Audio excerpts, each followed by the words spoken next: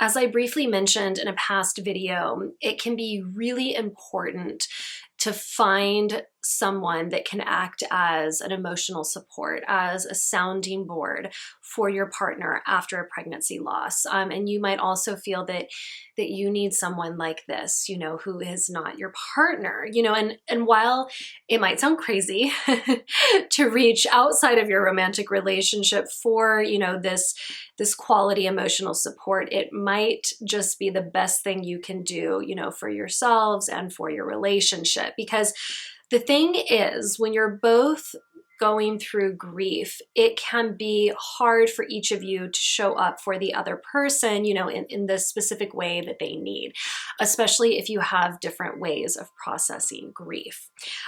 So for example, after my miscarriage, my husband was desperately, trying to create reasons why this happened. He was really leaning into the, it happened for a reason concept, and he, like, the silver lining and all that kind of stuff. And he just really did not feel comfortable leaning into the grief. He was all about moving forward and this happened for a reason. It's okay.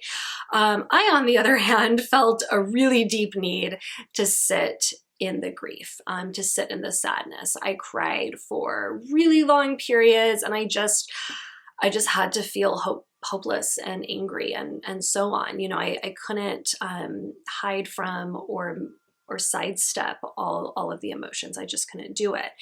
And our methods of coping were in conflict. When I was crying, my husband would try to tell me, all the reasons why I shouldn't be upset and I shouldn't feel sad, because that's how he was finding solace, by convincing himself of all those things and telling himself those things. But his reaction just made me angry. It made me feel like I didn't have permission to feel what I was feeling. And when he would see me crying for like really long periods, he would get frustrated with me. He so badly wanted me to not be so sad. He so badly wanted me to just move on.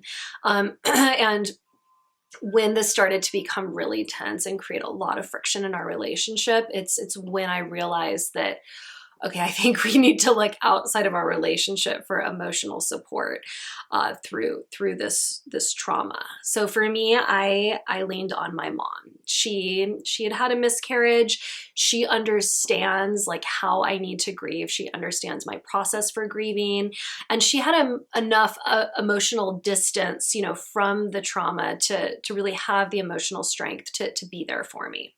And my husband, he leaned on his brother and his mother, because they really understood how he needed to grieve. They got it. It made sense to them, and so we were both able to get large portions of our emotional needs met by these outside people.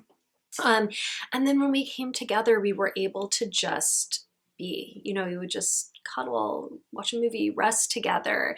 And we didn't feel this deep need for the other person to help us heal. We could just be together. So if you find that you and your partner are at odds with how you're grieving, and it's hard to support one another, you can both consider, who in my life would best relate to my style of grieving. And then you can ask them if they would be willing to be, that source of support for you, at least for the time being. And then make sure, of course, to find moments to connect with your partner, and remember that during those times, you don't have to talk about the miscarriage. You can just be together.